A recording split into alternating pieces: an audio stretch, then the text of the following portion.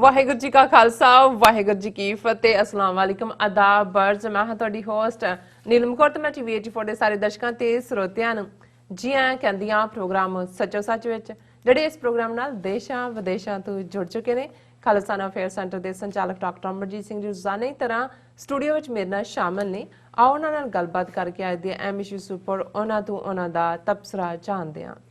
ਜੀ ਡਾਕਟਰ ਸਾਹਿਬ, ਵਾਹਿਗੁਰੂ ਜੀ ਕਾ ਖਾਲਸਾ ਵਾਹਿਗੁਰੂ ਜੀ ਕੀ ਫਤਿਹ। हाँ जी नीलम कौर जी, ਤੁਹਾਨੂੰ ਵੀ ਤੇ ਦੁਨੀਆ ਭਰ ਚ ਬੈਠੇ ਸਾਡੇ ਬਹੁਤ ਹੀ ਪਿਆਰੇ ਸੋਹਣੇ ਸਿਆਣੇ ਸੁਨੱਖੇ ਜੀ ਟੀਵੀ 84 ਦੇ ਦਰਸ਼ਕਾਂ ਨੂੰ ਵੀ ਵਾਹਿਗੁਰੂ ਜੀ ਕਾ ਖਾਲਸਾ ਵਾਹਿਗੁਰੂ ਜੀ ਕੀ ਫਤਿਹ ਤੇ अस्सलाम वालेकुम। ਜੀ ਡਾਕਟਰ ਸਾਹਿਬ, ਜੀ ਆਇਆਂ ਨੂੰ ਪ੍ਰੋਗਰਾਮ ਸੱਚੋ ਸੱਚ ਵਿੱਚ। ਬਹੁਤ ਸ਼ੁਕਰੀਆ ਜੀ ਡਾਕਟਰ ਸਾਹਿਬ, ਅੱਜ 15 ਦਸੰਬਰ 2020 2 ਪੋਹ ਨਾਨਕਸ਼ਾਹੀ ਸੰਮਤ 552 ਦਾ ਦਿਨ ਹੈ ਤੇ ਡਾਕਟਰ ਸਾਹਿਬ ਪ੍ਰੋਗਰਾਮ ਸ਼ੁਰੂ ਕਰਨ ਤੋਂ ਪਹਿਲਾਂ ਅਸੀਂ ਆਪਣੇ ਦਰਸ਼ਕਾਂ ਤੇ ਸਰੋਤਿਆਂ ਨੂੰ ਹਮੇਸ਼ਾ ਤਰ੍ਹਾਂ ਦੱਸਦੇ ਵਿਊਅਰਸ, ਜੇ ਤੁਸੀਂ ਹੱਕ ਸੱਚ ਇਨਸਾਫ ਤੇ ਪੈਰਾ ਦਿੰਦਾ ਇੱਕੋ ਇੱਕ ਚੈਨਲ ਟੀਵੀ 84 ਨੂੰ ਦੇਖਣਾ ਚਾਹੁੰਦੇ ਹੋ ਤਾਂ ਤੁਸੀਂ ਦੇਖ ਸਕਦੇ ਹੋ spectrum cable, RCN cable, Bell 5 cable in Canada, roku, Jadoo box, ਸ਼ਾਵਾ, ਫੇਸਬੁੱਕ ਟੀਵੀ 84 ਦੀ ਐਪ ਰਾਹੀਂ online streaming and IP box ਤੇ ਤੁਸੀਂ ਟੀਵੀ 84 ਨੂੰ ਦੇਖ ਸਕਦੇ ਹੋ। ਵਿਊਅਰਸ, ਹੁਣ ਅਸੀਂ ਆਪਣੇ ਪ੍ਰੋਗਰਾਮ ਦੀ ਸ਼ੁਰੂਆਤ ਕਰਾਂਗੇ ਅੱਜ ਦੇ ਪਹਿਲੇ ਅਹਿਮ ਇਸ਼ੂ ਦੇ ਨਾਲ, ਜਿਹੜਾ ਕਿ ਦੁਨੀਆ ਭਰ ਦੇ ਵਿੱਚ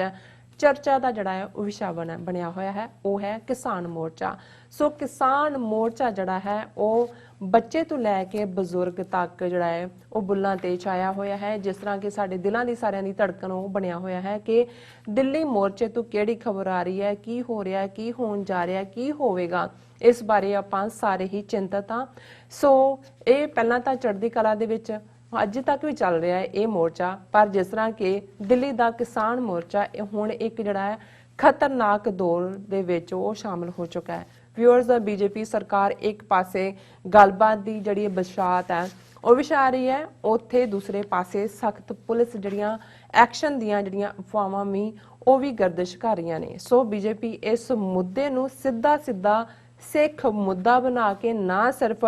ਭੰਡੀ ਪ੍ਰਚਾਰ ਕਰ ਰਹੀ ਹੈ, ਬਲਕਿ ਦੂਸਰੇ ਪਾਸੇ ਇੱਕ ਧਿਰ ਨੂੰ ਦੂਸਰੀ ਧਿਰ ਨਾਲ ਲੜਾਉਣ ਦੀ ਜਿਹੜੀ ਛਾਤਰ ਚਾਲ ਵੀ ਹੈ ਉਹ ਚੱਲ ਰਹੀ ਹੈ। ਸੋ ਇਸੇ ਦੌਰਾਨ ਮੋਦੀ ਗੁਜਰਾਤ ਦੇ ਕੱਛ ਜ਼ਿਲ੍ਹੇ ਵਿੱਚ ਸਿੱਖ ਕਿਸਾਨਾਂ ਨੂੰ ਮਿਲਣ ਲਈ ਪਹੁੰਚ ਗਏ ਨੇ। ਇਹ ਉਹੀ ਇਲਾਕਾ ਹੈ ਵਿਊਅਰਸ ਜਿੱਥੇ ਮੋਦੀ ਨੇ ਸਿੱਖ ਕਿਸਾਨਾਂ ਨੂੰ ਉਜਾੜਨ ਲਈ ਜਿਹੜੀ ਹੈ ਗੁਜਰਾਤ ਦੇ ਮੁੱਖ ਮੰਤਰੀ ਹੁੰਦਿਆਂ ਸਖਤ ਨੀਤੀ ਬਣਾਈ ਸੀ। ਸੋ ਇਸ ਬਾਰੇ ਆਪਾਂ ਵਿਚਾਰ ਚਰਚਾ ਕਰਨ ਜਾ ਰਹੇ ਹਾਂ। ਸੋ ਅਸੀਂ ਚਾਹਾਂਗੇ ਕਿ ਤੁਸੀਂ ਸਟਾਰਟਿੰਗ ਤੋਂ ਲੈ ਕੇ ਐਂਡ ਤੱਕ ਸਾਡੇ ਨਾਲ ਇਸੇ ਤਰ੍ਹਾਂ ਹੀ ਬਣੇ ਰਹਿਣਾ। ਦੇਖਣ ਸੁਣ ਲਈ ਤੁਹਾਡਾ ਸਭ ਦਾ ਬਹੁਤ ਸ਼ੁਕਰੀਆ। ਜੀ ਡਾਕਟਰ ਸਾਹਿਬ, ਕੀ ਵਿਚਾਰਾਂ ਨੇ ਇਸ ਮੁੱਦੇ ਬਾਰੇ?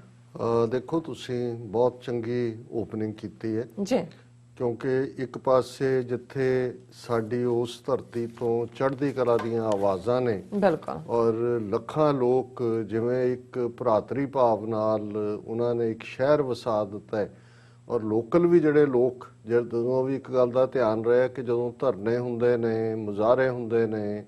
ਜਾਂ ਘਿਰਾਓ ਹੁੰਦੇ ਨੇ ਤਾਂ ਸਭ ਤੋਂ ਵੱਡੇ ਸਫਰਰ ਲੋਕਲ ਲੋਕ ਹੁੰਦੇ ਨੇ, ਬਿਲਕੁਲ, ਔਰ ਵਿਰੋਧ ਵੀ ਉਹਨਾਂ ਤੋਂ ਸ਼ੁਰੂ ਹੁੰਦਾ। ਪਰ ਅੱਜ 20 ਦਿਨ ਤੋਂ ਜ਼ਿਆਦਾ ਬੀਤਣ ਤੋਂ ਬਾਅਦ ਵੀ ਜਿਵੇਂ ਇਲਾਕੇ ਦੇ ਲੋਕਾਂ ਨੇ ਆਪਣੇ ਘਰ ਉਹਨਾਂ ਲਈ ਖੋਲ੍ਹੇ ਹੋਏ ਨੇ, ਉਹਨਾਂ ਨੂੰ ਉਹ ਵੈਲਕਮ ਕਰ ਰਹੇ ਨੇ, ਔਰ ਉਸ ਇਲਾਕੇ ਦੀਆਂ ਗਰੀਬ ਬਸਤੀਆਂ ਦੇ ਬੱਚੇ ਜਿਨ੍ਹਾਂ ਨੂੰ ਲੱਗਦਾ ਵੀ ਪਹਿਲੀ ਵਾਰ ਜ਼ਿੰਦਗੀ 'ਚ ਉਹਨਾਂ ਨੇ ਭਰ ਪੇਟ ਰੋਟੀ ਖਾਧੀ ਹੈ, ਔਰ ਜਿਸ ਕਿਸਮ ਦਾ overall we law and order ਨੂੰ ਲੈ ਕੇ ਵੀ ਜਿਵੇਂ ਸੈਲਫ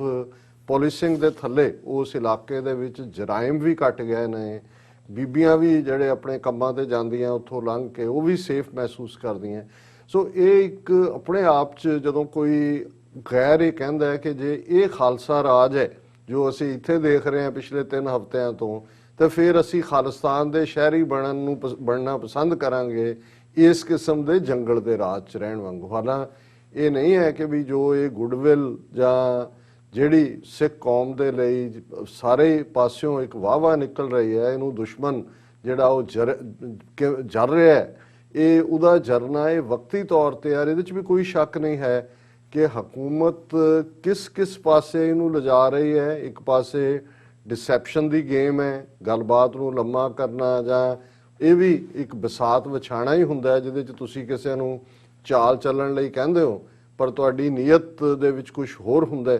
ਸੋ ਇਹ ਇੱਕ ਦੂਸਰੀ ਗੱਲ ਹੈ ਕਿ ਜਿਹੜੇ ਕੁਝ ਇਨਸਾਈਡਰ ਨੇ ਔਰ ਖਾਸ ਤੌਰ ਤੇ ਪੱਤਰਕਾਰ ਜਿਨ੍ਹਾਂ ਦੇ ਕੋਲ ਥੋੜੀ ਬਹੁਤ ਜਾਣਕਾਰੀ ਖੱਬਿਓਂ ਸੱਜਿਓਂ ਵੀ ਹੁੰਦੀ ਹੈ, ਥੋੜੀ ਬਹੁਤ ਅਫਵਾਹ ਵੀ ਜਿਹੜੀ ਹੈ ਕਈ ਵਾਰੀ ਜਾਣਕਾਰੀ ਦੇ ਵਿੱਚ ਰਲ ਜਾਂਦੀ ਹੈ, ਕਈ ਵਾਰ ਐਗਜ਼ੈਜਰੇਸ਼ਨ ਵੀ ਹੁੰਦੀ ਹੈ, ਪਰ ਇਸ ਕੋਈ ਸ਼ੱਕ ਨਹੀਂ ਹੈ ਕਿ ਜਿਹੜੇ ਸੰਜੀਦਾ ਕਿਸਮ ਦੇ ਉੱਥੇ ਲੋਕ ਨੇ ਉਹ ਦੇਖ ਰਹੇ ਨੇ ਕਿ ਵੀ ਜਿਵੇਂ ਮੋਦੀ ਖੁਦ ਔਰ ਉਹਦੇ ਮੰਤਰੀ ਚਾਰੇ ਪਾਸੇ ਫੈਲ ਗਏ ਨੇ ਔਰ ਇਸ ਨੂੰ ਮਿਸਗਾਈਡ ਕਰਨ ਦੇ ਨਾਂ ਥੱਲੇ ਕਿ ਜੀ ਇਹ ਤਾਂ ਜਾਗਰੂਕ ਲੋਕਾਂ ਨੂੰ ਪਤਾ ਹੈ ਕਿ ਇਹ ਗੱਲ ਕਿੰਨੇ ਭਲੇ ਚ ਹੈ ਕਿਸਾਨਾਂ ਦੀ, ਇਹਨਾਂ ਨੂੰ ਗੁੰਮਰਾਹ ਕੀਤਾ ਜਾ ਰਿਹਾ ਹੈ, ਮਿਸਲੀਡ ਕੀਤਾ ਜਾ ਰਿਹਾ ਹੈ। ਫਿਰ ਅਸੀਂ ਦੇਖਦੇ ਹਾਂ ਕਿਉਂਕਿ ਪਹਿਲੀ ਵਾਰ ਸ਼ਾਇਦ 1966 ਤੋਂ ਬਾਅਦ ਜਦੋਂ ਕਿ ਹਰਿਆਣਾ ਪੰਜਾਬ ਤੋਂ ਵੱਖ ਹੋਇਆ 50 ਸਾਲ ਚ ਪਹਿਲੀ ਵਾਰ ਹੈ ਕਿ ਹਰਿਆਣੇ ਦੇ ਲੋਕ ਔਰ ਖਾਸ ਤੌਰ ਤੇ ਕਿਸਾਨ ਜਿਨ੍ਹਾਂ ਚ ਬਹੁਤੇ ਜਾਟ ਨੇ ਜਿਵੇਂ ਉਹਨਾਂ ਨੇ ਸੋਲੀਡੈਰਿਟੀ ਦਿਖਾਈ ਹੈ ਪੰਜਾਬ ਦੇ ਕਿਸਾਨਾਂ ਦੇ ਨਾਲ ਔਰ ਹੁਣ ਉਹਨੂੰ ਵੀ ਡਿਵਾਈਡ ਕਰਨ ਦੀ ਲਾਈਨ ਦੇ ਥੱਲੇ ਹਰਿਆਣੇ ਦੇ ਇੱਕ ਵਜ਼ੀਰ ਨੇ ਇੱਕ ਪ੍ਰੈਸ ਕਾਨਫਰੰਸ ਕਿਹਾ ਜੀ ਹਰਿਆਣੇ ਦੇ ਕਿਸਾਨ ਬੈਠੇ ਤਾਂ ਨਹੀਂ ਜਾ ਕੇ ਉੱਥੇ ਪੰਜਾਬ ਦੇ ਕਿਸਾਨਾਂ ਨਾਲ ਆਪਣੀਆਂ ਮੰਗਾਂ 'ਚ ਇਹ ਵੀ ਰੱਖੋ ਕਿ ਸਤਲੁਜ ਯਮਨਾ ਲਿੰਕ ਨਹਿਰ ਪੰਜਾਬ ਵਾਲੇ ਬਣਾਉਣ ਦੇ ਜਿਹੜੀ ਆ ਉਹ ਆਗਿਆ ਦੇਣ। ਸੋ ਇਹਦੇ ਤੋਂ ਵੀ ਅਸੀਂ ਅੰਦਾਜ਼ਾ ਲਾ ਸਕਦੇ ਹਾਂ ਕਿ ਖੇਡ ਕਿੱਧਰ ਨੂੰ ਰਜਾਈ ਜਾ ਰਹੀ ਹੈ ਕਿਉਂਕਿ ਜ਼ਾਹਰ ਹੈ SYL ਕੈਨਾਲ ਦਾ ਇਸ਼ੂ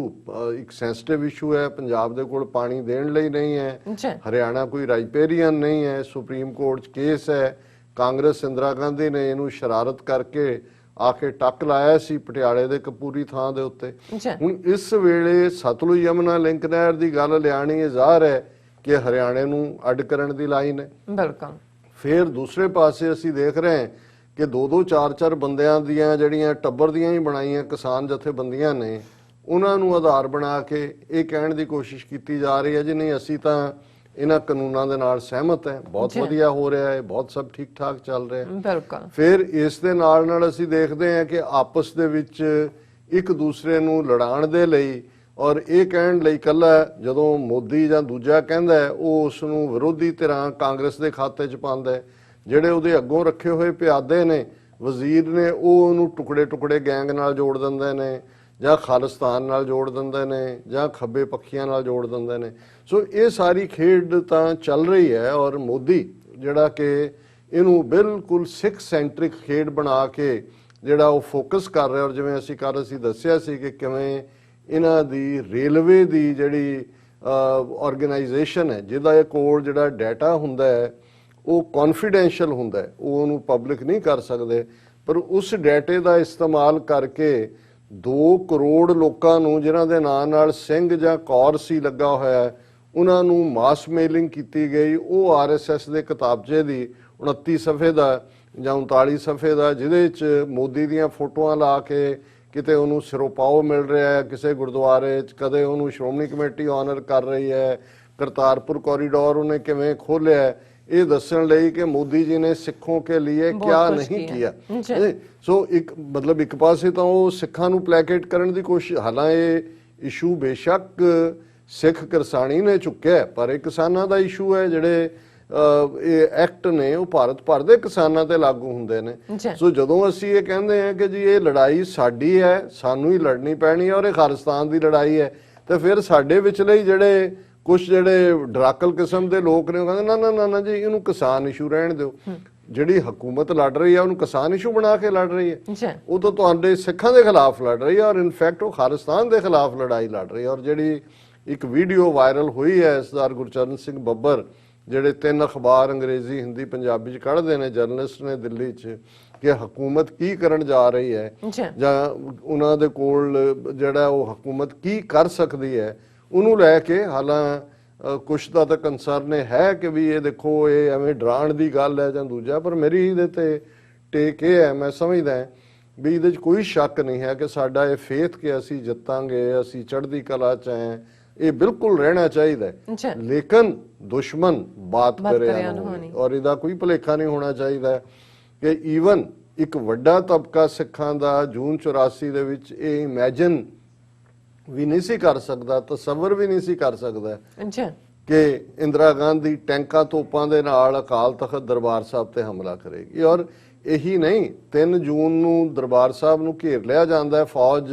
1 ਲੱਖ ਫੌਜ ਮੌਕੇ ਤੇ ਆ ਜਾਂਦੀ ਹੈ, ਬਾਕੀ ਸਾਰੇ ਪੰਜਾਬ 'ਚ ਫੈਲਦੀ ਹੈ, ਤੇ 28 ਮਈ ਨੂੰ ਰਾਜੀਵ ਗਾਂਧੀ ਜਿਹੜਾ ਕਿ ਜਨਰਲ ਸੈਕਟਰੀ ਸੀ ਕਾਂਗਰਸ ਦਾ ਉਹ ਸ਼ਿਮਲੇ ਜਾ ਰਿਹਾ ਹੈ, ਚੰਡੀਗੜ੍ਹ 'ਚ ਰੁਕਦਾ ਹੈ, ਪ੍ਰੈਸ ਕਾਨਫਰੰਸ ਕਰਦਾ ਹੈ ਤੇ ਉਹਨੂੰ ਜਦੋਂ ਇਹ ਪੁੱਛਿਆ ਜਾਂਦਾ ਹੈ ਜੋ ਚੱਲ ਰਿਹਾ, ਉਹਨੇ ਕਿਹਾ ਜੀ ਸੰਤ ਭਿੰਡਰਾਂਵਾਲੇ तो एक बहुत बड़े संत हैं, उनसे हमारा कोई झगड़ा नहीं है। ਸੋ ਮਤਲਬ ਇਹ ਹੈ ਵੀ ਇਹ ਸੋਚਿਆ ਵੀ ਨਹੀਂ ਸੀ ਜਾ ਸਕਦਾ ਉਸ ਵੇਲੇ, ਹਾਲਾਂਕਿ ਜਿਹਨਾਂ ਨੇ ਅੰਦਰ ਡਿਫੈਂਸ ਕਾਇਮ ਕੀਤਾ ਸੀ ਜਨਰਲ ਸੁਬੇਗ ਸਿੰਘ, ਉਹ ਬੜੇ ਕਲੀਅਰਲੀ ਸਮਝਦੇ ਸੀ ਕਿ ਇਹ ਚਾਲ ਕੀ ਹੈ। ਔਰ ਉਹ ਜਦੋਂ ਮਾਰਕ ਟਲੀ ਨੇ ਉਹਨਾਂ ਨਾਲ ਸੰਤਾਂ ਨਾਲ ਅਖੀਰਲਾ ਇੰਟਰਵਿਊ ਕੀਤਾ, ਸ਼ਾਇਦ ਜੂਨ ਪਹਿਲੀ ਨੂੰ ਸੀ, ਔਰ ਸੁਬੇਗ ਸਿੰਘ ਨਾਲ ਵੀ ਕੀਤਾ, ਤੇ ਸੁਬੇਗ ਸਿੰਘ ਨੂੰ ਪੁੱਛਿਆ ਗਿਆ ਕਿ ਵੀ ਇਹ ਤੁਹਾਨੂੰ ਲੱਗਦਾ ਵੀ ਫੌਜ ਅਟੈਕ ਕਰੇਗੀ, ਉਹਨੇ ਕਿਹਾ ਯੈਸ। ਔਰ ਇਸ ਗੱਲ ਨੂੰ ਹੀ ਲੈ ਕੇ ਫਿਰ ਮਾਰਕ ਟਲੀ ਨੇ ਸੰਤ ਭਿੰਡਰਾਂਵਾਲਿਆਂ ਨੂੰ ਪੁੱਛਿਆ ਕਿ ਫੌਜ ਨੇ ਘੇਰਿਆ ਹੋਇਆ ਚਾਰ ਚਫੇਰੇ, ਤੁਹਾਡੇ ਕੋਲ ਕਿੰਨੀ ਕੁ ਗਿਣਤੀ ਹੈ, ਤੁਸੀਂ ਜਿੱਤ ਤਾਂ ਸਕਦੇ ਨਹੀਂ, ਔਰ ਚਾਰ ਚਫੇਰਾ ਜਿਹੜਾ ਹੈ ਮੌਤ ਤੋਂ ਬਿਨਾਂ ਕੁਛ ਨਹੀਂ, ਤੁਹਾਨੂੰ ਡਰ ਨਹੀਂ ਲੱਗਦਾ। ਔਰ ਜਿਹੜੇ ਉਹਨਾਂ ਦੇ ਲਫ਼ਜ਼ ਨੇ ਜਿਨ੍ਹਾਂ ਨੇ ਇੰਟਰਨੈਸ਼ਨਲੀ ਜਿਹੜੀ ਅੱਜ ਤੱਕ ਵੀ ਕੋਟ ਹੁੰਦਾ ਹੈ, ਔਰ ਕਿਉਂਕਿ ਸੰਤਾਂ ਨੇ, ਕਿਉਂਕਿ ਉਹ ਪੰਜਾਬੀ 'ਚ ਹੀ ਕਹਿੰਦੇ ਸੀ, ਅੱਗੋਂ ਇੰਟਰਪ੍ਰੇਟ ਜਾਂ ਟਰਾਂਸਲੇਟਰ ਸੀ, ਤੇ ਸੰਤਾਂ ਨੇ ਕਿਹਾ ਕਿ ਵੀ ਸਿੱਖ ਕਦੇ ਮੌਤ ਤੋਂ ਨਹੀਂ ਡਰਦਾ, ਤੇ ਜਿਹੜਾ ਮੌਤ ਤੋਂ ਡਰਦਾ ਉਹ ਸਿੱਖ ਨਹੀਂ। ਸੋ ਉਹਦਾ ਉਹਨੇ ਟਰਾਂਸਲੇਸ਼ਨ ਕੀਤਾ ਹੈ ਕਿ Sikh is not afraid of death and whoever is afraid of death is not a Sikh। ਹੁਣ ਇਹ ਇੱਕ ਹਿਸਟੋਰੀਕਲ ਕੋਟ ਹੈ, ਪਰ ਮੈਂ ਇਹ ਕਹਿਣਾ ਚਾਹੁੰਦਾ ਵੀ ਉਦੋਂ ਵੀ ਇਹ ਸੋਚਿਆ ਵੀ ਨਹੀਂ ਸੀ ਜਾ ਸਕਦਾ ਕਿ ਵੀ ਧਾਰਮਿਕ ਥਾਂ ਫਿਰ ਸਿੱਖ ਕੌਮ ਜਿਹਦਾ 1 ਲੱਖ ਫੌਜੀ ਜਿਹੜਾ ਸਿੱਖ ਉਹ ਫੌਜ ਦੇ ਵਿੱਚ ਹੈ, ਉਹ ਟੈਂਕਾਂ ਤੋਪਾਂ ਨਾਲ ਹਮਲਾ ਹੋਇਆ। ਔਰ ਇਹੀ ਗੱਲ ਜਦੋਂ ਅੱਜ ਇਹ ਕਿਹਾ ਜਾ ਰਿਹਾ ਕਿ ਜੀ ਦੇਖੋ ਕੁੱਲ ਦੁਨੀਆ ਦੇਖ ਰਹੀ ਹੈ, ਦੁਨੀਆ ਭਰ ਦੇ ਵਿੱਚ ਇਹ ਫੈਲ ਗਏ, ਇਹ ਕਿਵੇਂ ਉੱਥੇ ਜਿਹੜਾ ਉਹਨਾਂ ਨੂੰ ਕੋਈ ਫੌਜੀ ਐਕਸ਼ਨ ਕਰਨ ਦੀ ਲੋੜ ਨਹੀਂ ਹੈ ਦਰਬਾਰ ਸਾਹਿਬ ਵਾਂਗ ਜਾਂ ਕੁਝ ਵੀ। ਲੇਕਿਨ ਇਹ ਜਦੋਂ ਤੁਸੀਂ ਉਹਨਾਂ ਦੇ ਸੋਸ਼ਲ ਮੀਡੀਆ ਅਕਾਊਂਟ ਤੇ ਜਾ ਕੇ ਬੀਜੇਪੀ ਦੇ ਜਿਵੇਂ ਕਪਲ ਮਿਸ਼ਰੇ ਵਰਗੇ ਲੋਕ ਜਿਨ੍ਹਾਂ ਨੇ ਦਿੱਲੀ 'ਚ ਮੁਸਲਮਾਨਾਂ ਦੇ ਖਿਲਾਫ ਵਾਇਲੈਂਸ ਕਰਵਾਈ, और वो बार बार कह रहे हैं कि सिखों को नवंबर 84 फिर याद करवाना पड़ेगा। और दूसरा, और ਹੁਣ ਜੇ ਉਹਨਾਂ ਨੂੰ ਇਹ ਲੱਗਦਾ ਹੈ ਕਿ ਵੀ ਬਾਕੀਆਂ ਨੂੰ ਉਹਨਾਂ ਨੇ ਕਿਸੇ ਨੂੰ ਫਾਹ ਲਿਆ, ਕਿਸੇ ਨੂੰ ਖਰੀਦ ਲਿਆ, ਇੱਥੇ ਸਿੱਖ ਚਟਾਨ ਵਾਂਗ ਅੜ ਗਏ ਨੇ, ਇਵੈਂਚੁਅਲੀ ਇਸ ਗੱਲ ਦਾ ਧਿਆਨ ਰਹੇ ਕਿ 100 ਸਾਲ ਦੀ ਆਰਐਸਐਸ ਦੀ ਸਟੈਂਡਿੰਗ ਜਿਨ੍ਹਾਂ ਇਸ਼ੂਜ਼ ਦੇ ਉੱਤੇ ਹੈ ਉਹੀ ਉਹਨਾਂ ਦੀ ਵਿਕਟਰੀ ਵੀ ਹੈ। ਜਿੱਦਣ ਉਹਦੇ ਤੋਂ ਡਿੱਗਦੇ ਨੇ ਉਹ ਜਾਂਦੇ ਨੇ। ਔਰ ਉਹਨਾਂ ਨੇ ਆਰਟੀਕਲ 370 ਉਡਾਤਾ, ਕਸ਼ਮੀਰ ਚੋਂ ਫੌਜ ਰੱਖੀ ਹੋਈ ਹੈ 1 ਮਿਲੀਅਨ, जो मर्जी उन्होंने लव जिहाद, काऊ विजिलेंटे ग्रुप, और ईवन इस जिन्होंने कहा सी जी कि विपता में जड़ा आपदा में अफसर ढूंढे, हुण किवें ऑर्डीनेंस लिया के लव जिहाद के नां थले ऑलरेडी यूपी 4-5 कपल जिहड़े ने उन्हां नूं जेलां 'च डक्या होया है कि जी ये जबरदस्ती निकाह कीते। हालांकि वो अदालत 'च जाके एक केस, पिंकी कोई बच्ची है, उन्हें कहा जी मैं अपनी, पर उहदे नाल जो सलूक कीता उहदा घर वाला जां घर वाले दा भरा ਉਹ ਜੇਲ੍ਹ 'ਚ ਡੱਕੇ ਹੋਏ ਨੇ। ਸੋ ਇਹ ਸਾਰਾ ਜਿਹੜਾ ਖੌਫਜ਼ਦਾ ਕੀਤਾ ਮਾਹੌਲ ਸੀ, ਔਰ ਉਹਦੇ 'ਚ ਨੈਕਸਟ ਉਹ ਜਿਹੜਾ ਯੂਨੀਫਾਰਮ ਸਿਵਲ ਕੋਡ ਲਿਆਉਣ ਜਾ ਰਹੇ ਨੇ, ਜਿਹੜਾ ਮੁਸਲਿਮ ਪਰਸਨਲ ਲਾ ਕਨਸਟੀਟਿਊਸ਼ਨ ਉਹ ਖਤਮ ਕਰਨ ਦੀ ਲਾਈਨ ਹੈ। ਬਾਬਰੀ ਮਸਜਿਦ ਨੂੰ ਕਿਵੇਂ ਢਾਇਆ ਗਿਆ, ਕਿਵੇਂ ਮੰਦਿਰ 'ਚ ਕਨਵਰਟ ਕਰਨ ਲਈ ਫਿਰ 5 ਅਗਸਤ 2019 ਦਾ ਦਿਨ ਚੁਣਿਆ ਗਿਆ ਫਾਊਂਡੇਸ਼ਨ ਦੇ ਲਈ, ਕੋਈ ਕੁਸਕਿਆ ਤੱਕ ਨਹੀਂ। ਤਾਂ ਇੱਕ ਨਿੱਕੀ ਜਿਹੀ ਸਟੇਟ ਜਿਹਦੇ ਸਿਰਫ 13 ਮੈਂਬਰ ਪਾਰਲੀਮੈਂਟ ਨੇ ਪੰਜਾਬ 'ਚ ਉੱਠ ਕੇ, ਤੇ ਨਿੱਕੀ ਜਿਹੀ ਕੌਮ ਜਿਹੜੇ 2% ਵੀ ਨਹੀਂ ਆਬਾਦੀ ਦੇ, ਉਹ ਆ ਕੇ 98% ਦਾ ਹਿੰਦੂਤਵਾ ਦਾ ਏਜੰਡਾ ਡੀਰੇਲ ਕਰ ਦੇਣ, ਕੀ ਕਰਨਗੇ? ਸੋ ਮੈਂ ਸਮਝਦਾ ਵੀ ਬਜਾਏ ਇਹਨੂੰ ਇਹ ਲੈਣ ਦੇ ਕਿ ਜੀ ਐਵੇਂ ਪੈਨਿਕ ਕ੍ਰੀਏਟ ਕਰਤਾ ਜਾਂ ਦੂਜਾ, ਕਿਉਂਕਿ ਜਿੱਤ ਜਾਣ ਬਹੁਤ ਚੰਗੀ ਗੱਲ ਹੈ, ਗਵਰਨਮੈਂਟ ਰੋਲ ਬੈਕ ਕਰ ਲੈ। ਪਰ ਮੈਨੂੰ ਵੀ ਇਹ ਲੱਗਦਾ ਕਿ ਵੀ ਇਹ ਹੁਣ ਜਿਹੜੇ ਉਹਨਾਂ ਨੇ ਡਾਈਵਰਸਨਰੀ, ਡਿਵਾਈਸਿਵ ਇਹ ਸਾਰੇ ਸ਼ੁਰੂ ਕੀਤੇ ਨੇ, ਔਰ ਕਿਵੇਂ ਅੱਜ ਮੋਦੀ ਨੇ ਗੁਜਰਾਤ ਦੀ ਉਸ ਬੈਲਟ 'ਚ ਜਾ ਕੇ ਕੱਛ, ਜ਼ਿਲ੍ਹਾ ਕੱਛ, ਭੁੱਜ, ਔਰ ਉਹ ਇਹ ਬੈਲਟ ਹੈ ਜਿਹਦਾ ਬਾਰਡਰ ਪਾਕਿਸਤਾਨ ਦੇ ਨਾਲ ਲੱਗਦਾ ਹੈ। 1965 ਦੀ ਜੰਗ ਵੇਲੇ ਭਾਰਤ ਦੀ ਟੈਰੀਟਰੀ ਪਾਕਿਸਤਾਨ ਨੇ ਕਾਫੀ ਜਿਹੜੀ ਹੈ ਉਹ ਆਪਣੇ ਕਬਜ਼ੇ ਥੱਲੇ ਕੀਤੀ ਸੀ, ਦੌੜ ਗਏ ਸੀ ਇਹਨਾਂ ਦੇ ਫੌਜੀ ਵੀ, ਦੂਸਰੇ ਵੀ। ਔਰ ਇਹ ਉਹ ਪੀਰੀਅਡ ਸੀ ਕਿਉਂਕਿ ਲਾਲ ਬਹਾਦਰ ਸ਼ਾਸਤਰੀ 1965 ਦੇ ਵਿੱਚ ਪ੍ਰਧਾਨ ਮੰਤਰੀ ਸੀ, ਉਹਨੇ ਇੱਕ ਦੇਰ ਸ਼ਾਇਦ 14-18 ਮਹੀਨੇ ਉਹ ਰਿਹਾ। ਬਾਅਦ 'ਚ ਇਹ ਵੀ ਇੱਕ ਵੱਖਰੀ ਕਹਾਣੀ ਹੈ ਕਿ ਉਹਦਾ ਤਾਸ਼ਕੰਦ ਜਿਹੜਾ ਉਦੋਂ ਸੋਵੀਅਤ ਯੂਨੀਅਨ ਦਾ ਹਿੱਸਾ ਸੀ, ਹੁਣ ਉਜ਼ਬੇਕਿਸਤਾਨ 'ਚ ਤਾਸ਼ਕੰਦ ਸੰਧੀ ਹੋਈ ਜਨਰਲ ਅਯੂਬ ਖਾਨ ਔਰ ਸ਼ਾਸਤਰੀ ਦੇ ਵਿਚਾਲੇ, ਔਰ ਅਗਲੇ ਦਿਨ ਸਵੇਰੇ ਉਹਦੀ ਡੈੱਡ ਬੋਡੀ ਸੀ ਕਿ ਜੀ ਹਾਰਟ ਅਟੈਕ ਹੋਇਆ। ਹਾਲਾਂਕਿ ਇੰਦਰਾ ਗਾਂਧੀ ਦੇ ਖਾਤੇ ਜਾਂ ਏਜੰਸੀਆਂ KGB ਜਾਂ ਉਹਦੇ ਨਾਲ ਜੋੜ ਕੇ ਦੇਖਿਆ ਜਾਂਦਾ, ਪਰ ਇਹਦੇ 'ਚ ਕੋਈ ਸ਼ੱਕ ਨਹੀਂ ਹੈ ਕਿ ਲਾਲ ਬਹਾਦਰ ਸ਼ਾਸਤਰੀ ਨੇ ਉਸ ਪਾਰਟ 'ਚ ਜਦੋਂ ਸਾਰੇ ਨੂੰ ਰਿਵਿਊ ਕੀਤਾ ਤੇ ਉਸ ਨੇ ਇਹ ਦੇਖਿਆ ਕਿ ਭਾਈ ਔਰ ਉਹ ਕੱਛ ਦਾ ਇਲਾਕਾ ਭੁੱਜ ਦਾ ਬਿਲਕੁਲ ਡੈਜ਼ਰਟ ਵਾਂਗ ਹੈ, ਰੇਤਾ ਹੈ, ਰੇਤਲਾ ਇਲਾਕਾ ਹੈ ਤੇ ਉੱਥੇ ਗਰੀਬੀ ਵੀ ਬੜੀ ਸੀ। ਔਰ ਉਹਨੇ ਇੱਕ ਸਕੀਮ ਦਿੱਤੀ ਔਰ ਹਾਲਾਂ ਕੁਝ ਮਹੀਨਿਆਂ ਦੇ ਵਿੱਚ ਹੀ ਜੰਗ ਖਤਮ ਹੋਣ ਦੇ ਨਾਲ ਹੀ ਜਿਸ 'ਚ ਉਹਨੇ ਕਿਹਾ ਕਿ ਜੀ ਸਿੱਖ ਕਿਸਾਨਾਂ ਨੂੰ, ਔਰ ਜਿਹਦੇ 'ਚ ਉਦੋਂ ਪੰਜਾਬ ਅਨਡਿਵਾਈਡਡ ਸੀ, ਅਜੇ 1966 ਨਹੀਂ ਸੀ ਹੋਇਆ, 1966 ਪਹਿਲੀ ਨਵੰਬਰ ਨੂੰ 3 ਸਟੇਟਾਂ ਬਣੀਆਂ, ਪਰ ਇਮੀਡੀਏਟ ਬਾਅਦ ਸਿੱਖ ਕਿਸਾਨਾਂ ਨੂੰ ਉਹਨਾਂ ਨੂੰ ਜ਼ਮੀਨਾਂ ਵੀ ਦਿੱਤੀਆਂ ਗਈਆਂ ਸਸਤੇ ਭਾਅ, ਉੱਥੇ ਲਿਜਾ ਕੇ ਵਸਾਇਆ ਗਿਆ। ਦੋ ਮਕਸਦ ਸੀ ਕਿ ਇੱਕ ਏਰੀਆ ਡਿਵੈਲਪ ਹੋਏਗਾ, ਦੂਸਰਾ ਉਹਨਾਂ ਨੂੰ ਲੱਗਿਆ ਕਿ ਸਿੱਖ ਬਾਰਡਰ ਤੇ ਬੈਠੇ ਹੋਣਗੇ, ਬਾਰਡਰ ਡਿਫੈਂਡ ਹੋਣਗੇ ਉਹਨਾਂ ਨੂੰ, ਜੋ ਪੰਜਾਬ ਦੇ ਵਿੱਚ ਹੁੰਦਾ। ਸੋ ਉੱਥੇ ਉਹਨਾਂ ਸਿੱਖ ਕਿਸਾਨਾਂ ਨੇ, ਉਹਨਾਂ 'ਚ ਕੁਝ ਜਾਟ ਪਰਿਵਾਰ ਵੀ ਸੀ, ਉਹਨਾਂ ਨੇ ਇੰਨੀ ਮਿਹਨਤ ਕੀਤੀ ਕਿ ਇਹਨਾਂ 50 ਸਾਲਾਂ ਦੇ ਵਿੱਚ ਜਦੋਂ ਤੱਕ ਕਿ ਮੋਦੀ ਦੇ ਹੱਥ 'ਚ ਪਾਵਰ ਆਂਦੀ ਹੈ, ਤੁਸੀਂ ਜੇ 1965-66 ਤੋਂ ਦੇਖੋ ਤੇ ਆਲਮੋਸਟ 40 ਸਾਲਾਂ ਬਾਅਦ ਉਹ ਏਰੀਆ ਸਾਰੇ ਉਸ ਬੈਲਟ ਦਾ, ਗੁਜਰਾਤ ਦੀ ਸਭ ਤੋਂ ਵੱਡੀ ਨਰਮੇ ਦੀ ਮੰਡੀ, ਕਪਾਹ ਨੂੰ ਕਹਿੰਦੇ ਨੇ ਨਰਮਾ, ਕਾਟਨ, ਉਹ ਬਣਾ ਦਿੱਤਾ। ਕਿਉਂਕਿ ਕਪਾਹ ਜਿਹੜੀ ਹੈ ਇਹ ਰੇਤਲੀ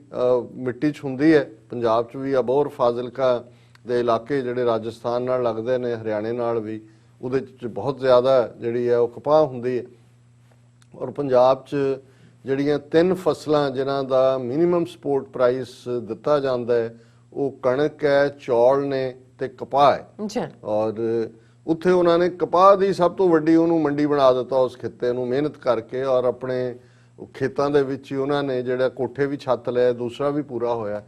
ਮੋਦੀ ਜਦੋਂ 2002 ਦੇ ਵਿੱਚ ਮੁੱਖ ਮੰਤਰੀ ਬਣਦਾ ਤੇ ਇਹਨੂੰ ਨਜ਼ਰ ਆਉਂਦਾ ਕਿ ਵੀ ਅੱਛਾ ਇਹ ਇੱਥੇ ਬੈਠੇ ਨੇ, ਔਰ ਇਹ ਜਿਹੜਾ ਅੱਜ ਅਸੀਂ ਅਡਾਨੀ ਅੰਬਾਨੀ ਦੀ ਗੱਲ ਕਰ ਰਹੇ ਹਾਂ ਕਿ ਕਿਵੇਂ ਇਹ ਜਿਹੜੇ ਪੰਜਾਬ 'ਚ ਵੱਡੇ ਵੱਡੇ ਸਿਲੇ ਬਣੇ ਨੇ, ਵੱਡੇ ਵੱਡੇ ਸਟੋਰ ਬਣੇ ਨੇ, ਅਬਾਨੀ, ਅਡਾਨੀ ਜਾਂ ਇਹ ਤਿੰਨੋਂ ਹੀ ਐਕਟ ਜਿਹੜੇ ਕੰਟਰੈਕਟ ਫਾਰਮਿੰਗ ਦੀ ਗੱਲ ਕਰਦੇ ਨੇ, ਜ਼ਾਹਰ ਹੈ ਇਹੀ ਵੱਡੇ ਕੰਟਰੈਕਟਰ ਨੇ। ਜਿਹੜੀ ਸਟੋਰੇਜ ਨੂੰ ਜਿਹੜਾ ਉਹ ਗੈਰ ਕਾਨੂੰਨੀ ਨਹੀਂ ਕਹਿੰਦੇ, ਜਿਹਨੂੰ ਅਸੀਂ ਹੋਲਡਿੰਗ ਕਵਾਂਗੇ, ਔਰ ਜਿਹੜੇ ਤੁਹਾਨੂੰ ਈਵਨ ਆਪਣੇ ਝਗੜੇ ਦੇ ਵਿੱਚ ਜਿਹੜਾ ਉਹ ਕੋਰਟ ਤੱਕ ਦਾ ਹੱਕ ਵੀ ਨਹੀਂ ਦਿੰਦੇ। ਹੁਣ ਉਸ ਪੀਰੀਅਡ 'ਚ ਵੀ ਕਿਉਂਕਿ ਅਬਾਨੀ ਅਡਾਨੀ ਦੇ ਨਾਲ ਯਾਰੀਆਂ ਔਰ ਇੱਕ ਦੂਜੇ ਨੂੰ ਖਾਣਾ ਖਵਾਣਾ ਇਹ ਪੁਰਾਣਾ, ਔਰ ਉਸ ਵੇਲੇ ਕੱਛ ਇਲਾਕੇ ਦੇ ਵਿੱਚ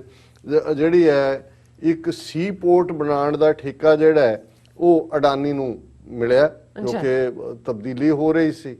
ਔਰ ਹੁਣ ਉਹ ਜ਼ਮੀਨਾਂ ਵਿੱਚ ਆਉਂਦੀਆਂ ਸੀ ਜਿਹੜਾ ਸੀ ਪੋਰਟ ਡਿਵੈਲਪ ਕਰਨੀ ਹੈ। ਸੋ ਮੋਦੀ ਨੇ ਚੀਫ ਮਿਨਿਸਟਰ ਹੁੰਦੇ ਆ, ਇਹਦੀ ਸ਼ੁਰੂਆਤ 2005-6 ਦੇ ਵਿੱਚ ਹੋ ਜਾਂਦੀ ਹੈ, 2007 ਤੱਕ ਪਹੁੰਚਦੇ ਆ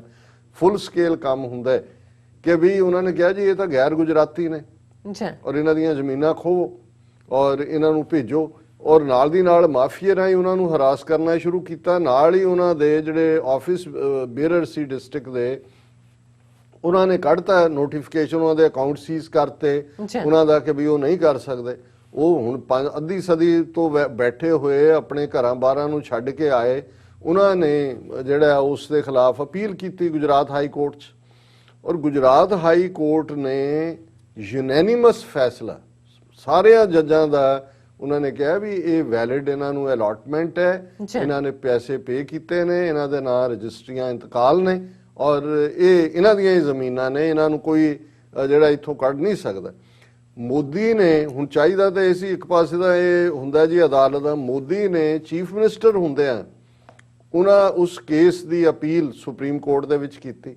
ਹੁਣ ਇਸ ਗੱਲ ਦਾ ਧਿਆਨ ਰਹੇ ਕਿ ਸੁਪਰੀਮ ਕੋਰਟ, ਕਿਉਂਕਿ ਸਾਨੂੰ ਦਵਿੰਦਰਪਾਲ ਸਿੰਘ ਭੁੱਲਰ ਜਾਂ ਦੂਸਰੇ ਕੇਸਾਂ ਵੇਲੇ ਪਤਾ ਹੈ ਕਿ ਵੀ ਇੱਕ ਇੱਕ ਪੇਸ਼ੀ ਲਈ ਜਦੋਂ ਤੁਹਾਡੀ ਅਪੀਲ ਲੱਗਦੀ ਹੈ, ਹੁਣ ਗਵਰਨਮੈਂਟ ਕਰ ਰਹੀ ਹੈ ਗੁਜਰਾਤ ਦੀ,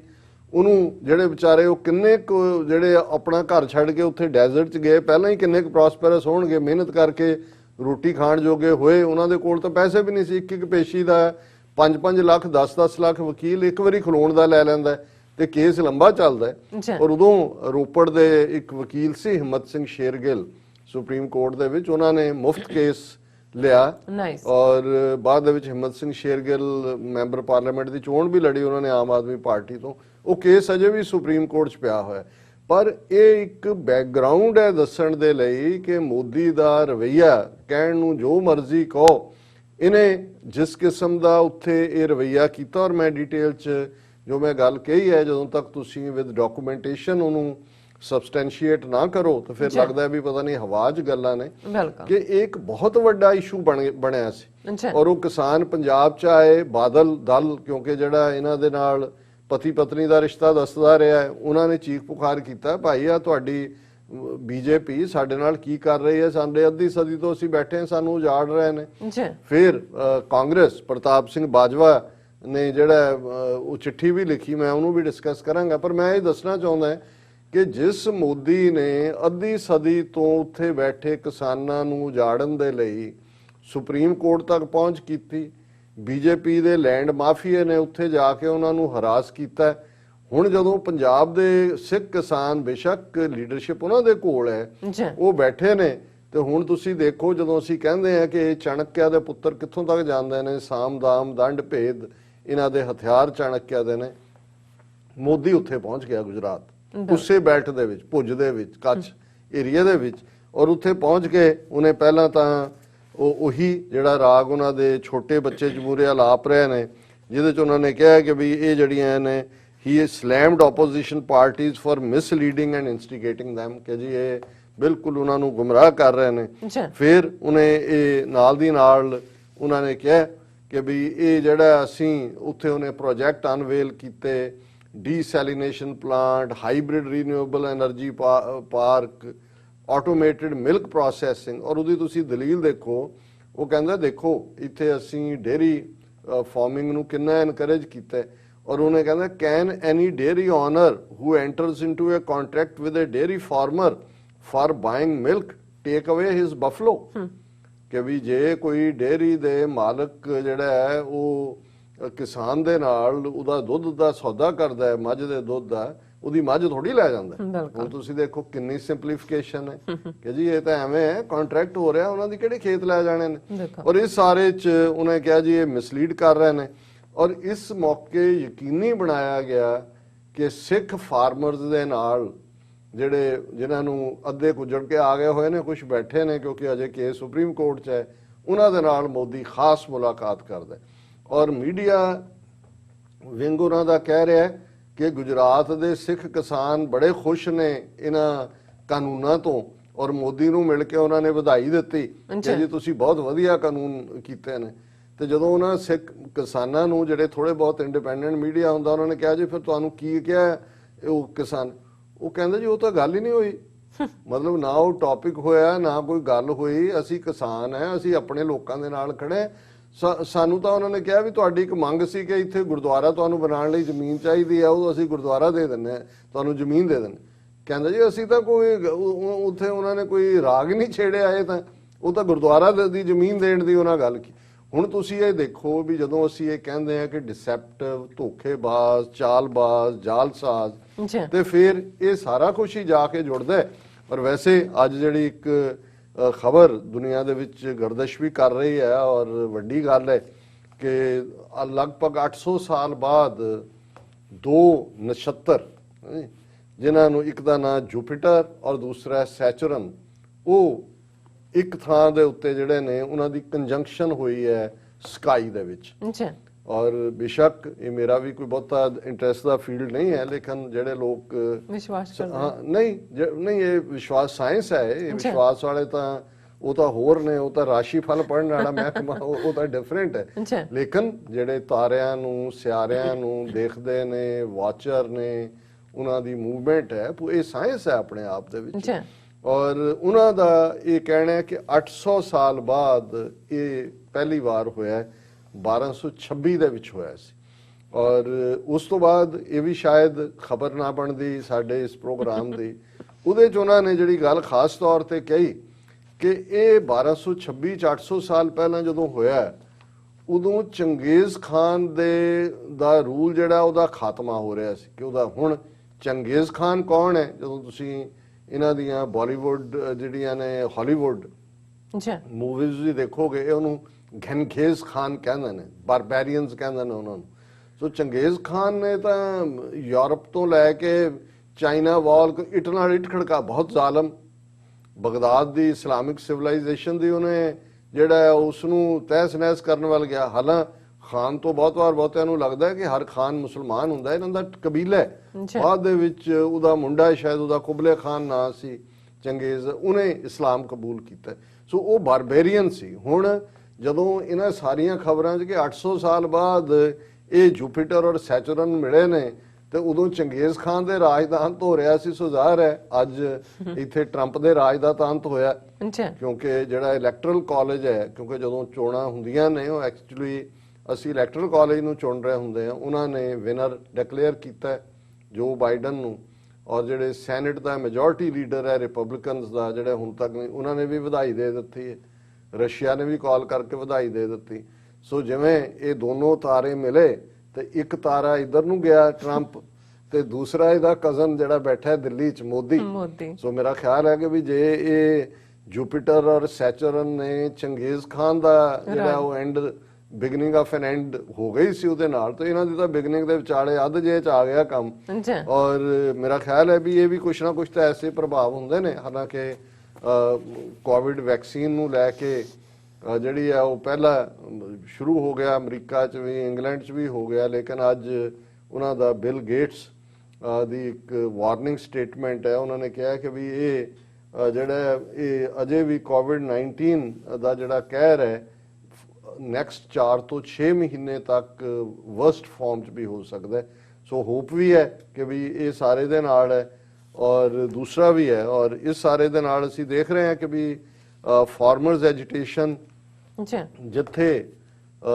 ਹੁਣ ਉਹਨਾਂ ਨੇ ਰਾਜਸਥਾਨ ਦੇ ਵਿੱਚ ਵੀ ਰੋਕਿਆ ਹੋਇਆ, ਕਿਉਂਕਿ ਰਾਜਸਥਾਨ ਦੇ ਇੱਕ ਜ਼ਿਲ੍ਹੇ ਤੋਂ ਦੂਸਰੇ 'ਚ ਜਾਣ ਲਈ ਵੀ ਕੁਝ ਥਾਂ ਹੈ ਜਿੱਥੇ ਹਰਿਆਣੇ ਦਾ ਬਾਰਡਰ ਪੈਂਦਾ। ਮੈਨੂੰ ਨਹੀਂ ਸੀ ਪਤਾ, ਜਦੋਂ ਉਹਨਾਂ ਨੇ ਹਰਿਆਣਾ ਪੁਲਿਸ ਨੇ ਉੱਥੇ ਰੋਕਿਆ ਹੋਇਆ। ਮਾਰਚ ਕਈ ਪਾਸਿਓਂ ਹੋ ਰਿਹਾ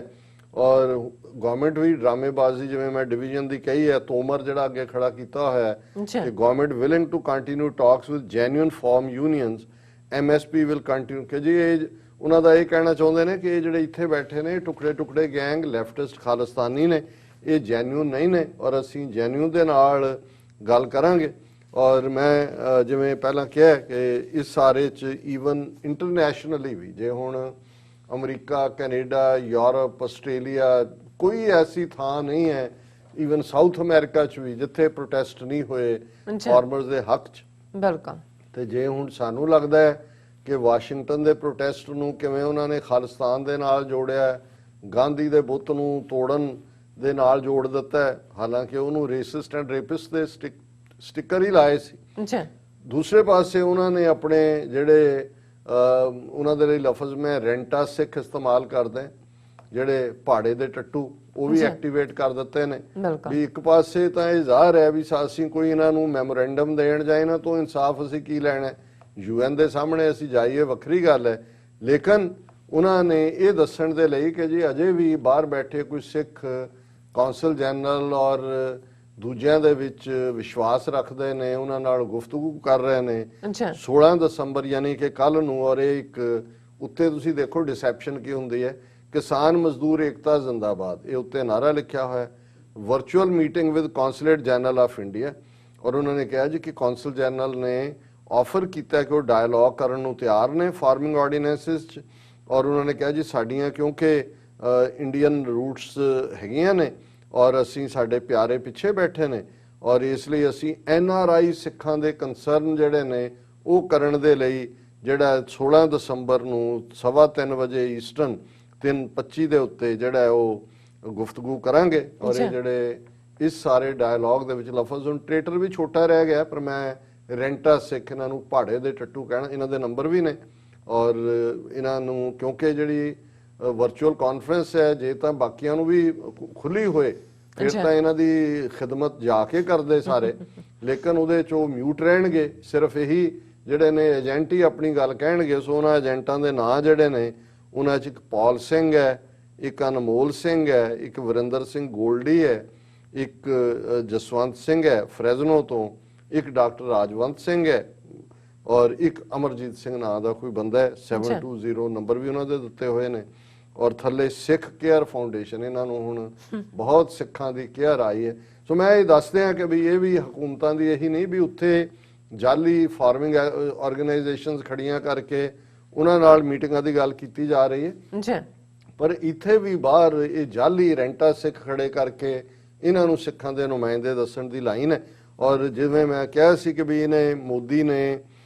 ਕੀ ਕੀਤਾ ਸਿੱਖ ਕਿਸਾਨਾਂ ਨਾਲ ਗੁਜਰਾਤ ਦੇ, ਔਰ ਉਹ ਵੀ ਅਡਾਨੀ ਨੂੰ ਸੀ ਪੋਰਟ ਦੇ ਲਈ ਥਾਂ ਦਿਵਾਉਣ ਦੇ ਲਈ। ਇਸ ਪੀਰੀਅਡ ਦੀਆਂ ਮੈਂ 3-4 ਸਟੋਰੀਜ਼ ਕੱਢੀਆਂ, ਔਰ ਇੱਕ ਸਟੋਰੀ 2 ਜੂਨ 2016 ਦੀ ਹੈ ਦਾ ਹਿੰਦੂ ਅਖਬਾਰ ਦੀ, ਔਰ ਉਹਦਾ ਹੈਡਲਾਈਨ ਹੈ Modi government trying to evict Sikh farmers from Kutch. ਔਰ ਇਹ ਗੱਲ ਕੋਈ ਮਾੜਾ ਮੋਟਾ ਨਹੀਂ ਕਹਿ ਰਿਹਾ, ਕਾਂਗਰਸ ਦੀ ਪੰਜਾਬ ਯੂਨਿਟ ਦਾ ਪ੍ਰਧਾਨ ਸੀ ਪ੍ਰਤਾਪ ਸਿੰਘ ਬਾਜਵਾ, ਉਹਨੇ ਇਹ ਗੱਲ ਕਹੀ ਔਰ ਉਹਨੇ ਲੈਟਰ ਲਿਖਿਆ ਕਿ ਵੀ ਇਹ ਇਸ ਗੱਲ ਦਾ ਧਿਆਨ ਰਹੇ ਕਿ ਵੀ ਇਹ 65 ਦੇ ਵਿੱਚ ਸ਼ਾਸਤਰੀ ਨੇ ਇਹਨਾਂ ਨੂੰ ਉੱਥੇ ਭੇਜਿਆ ਸੀ, ਔਰ ਉਹਨਾਂ ਨੇ ਕਿਹਾ ਕਿ ਵੀ ਇਹ ਹੁਣ ਗੁਜਰਾਤ ਸਰਕਾਰ ਸੁਪਰੀਮ ਕੋਰਟ 'ਚ ਵੀ ਜਾ ਰਹੀ ਔਰ ਸਿੱਖ ਕਿਸਾਨਾਂ ਨੂੰ ਹਰਾਸ ਕੀਤਾ ਜਾ ਰਿਹਾ ਹੈ। ਔਰ ਸਿੱਖ ਕਿਸਾਨ had been asked to return to Punjab after they were declared non-agriculturist on account of a flawed interpretation of Bombay Tenancy and Agriculture Law 1958। ਔਰ ਉਹਨਾਂ ਕਿਹਾ ਵੀ ਇਹ ਬੜਾ ਜ਼ੁਲਮ ਹੈ। ਫਿਰ ਇਸੇ ਤਰ੍ਹਾਂ ਟਾਈਮਜ਼ ਆਫ ਇੰਡੀਆ ਦੀ ਇਹ ਖਬਰ ਹੈ 30 ਜਨਵਰੀ 2015 ਦੀ। ਹੁਣ ਇਹ ਉਹੀ ਪੀਰੀਅਡ ਹੈ ਕਿ ਮੋਦੀ ਪ੍ਰਾਈਮ ਮਿਨਿਸਟਰ ਬਣ ਚੁੱਕਾ ਹੈ। ਮੈਨੂੰ ਯਾਦ ਹੈ ਵਾਸ਼ਿੰਗਟਨ 'ਚ ਅਸੀਂ ਮੋਦੀ ਦੇ ਖਿਲਾਫ ਪ੍ਰੋਟੈਸਟ ਕੀਤਾ ਵੱਡਾ ਵਾਈਟ ਹਾਊਸ ਦੇ ਬਾਹਰ, ਤੇ ਕੁਝ ਜਿਹੜੇ ਪ੍ਰੋਫੈਸਰ ਸਾਊਥ ਇੰਡੀਅਨ ਉਹ ਕ੍ਰਾਸ ਕਰ ਰਹੇ ਸੀ, ਉਹ ਆਏ ਇੱਕ ਦੋ ਕਹਿਣ ਲੱਗੇ ਜੀ चलो मुसलमान भी प्रोटेस्ट कर रहे हैं, ये बात तो समझ आई क्योंकि इसने मुसलमानों को मारा 2002 में वहाँ, पर सिख क्यों कर रहे हैं। मैं कहा जी वैसे तो असी मुसलमानों के नाल खड़े हैं जिते भी जुल्म होंदा है, पर मैं कहा भी मैं तुहानू दस दियां भी इस बंदे ने